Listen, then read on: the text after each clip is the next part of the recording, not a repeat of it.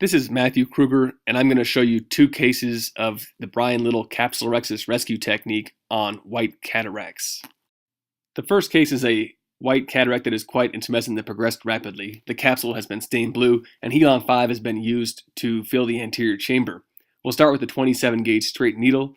We'll puncture the capsule centrally, making less than a 1 millimeter puncture, and then stand on the capsule for a few seconds, seeing if we can aspirate off any liquid cortex. In this case, a small amount came off, but not too much.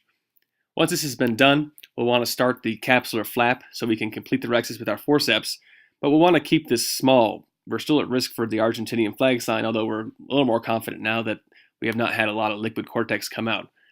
Once we have a little bit of a flap that we can get, we'll go ahead and switch to the Jones-Inamura Capsulorhexis forceps.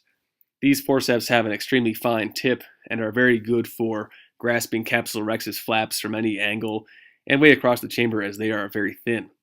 Now, we'll want to aim for a small rhexis here, about 4 millimeters or 4.5 millimeters, as it can always be extended later.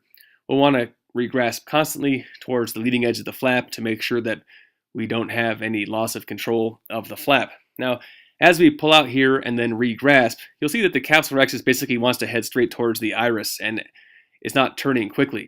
Now, in slow motion, we'll go ahead and grasp the flap and start to pull back.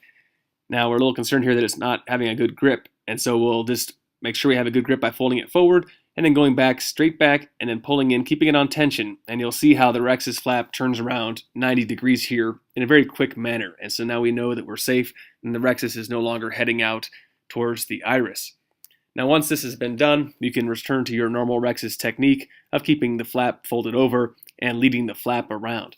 Now, again, we're probably out of trouble here now, but we just want to take our time, go slowly, and make sure that we do not lose control of the rhexis and risk further radialization, as this can happen multiple times based on my experience if you're not careful. Now, visualization is also key, so we're going to push the flap out of the way here so we can see the leading edge.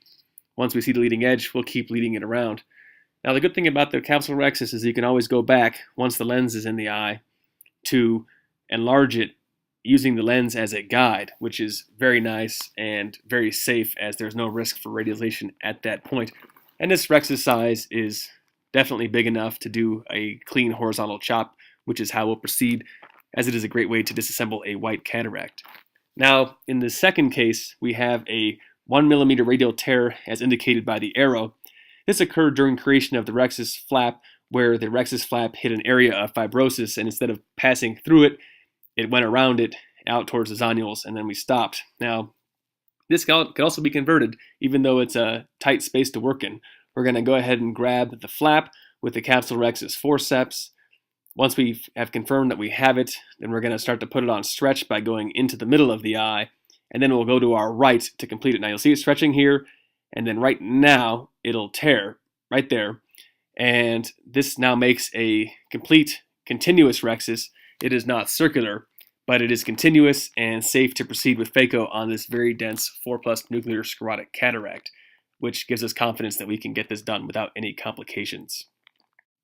I hope these two cases of white cataracts have been helpful to you, and that you're able to get complete, if not completely circular capsulorhexis using these techniques when the rhexis wants to radialize. If you have any questions, please feel free to email or post, and thank you for watching.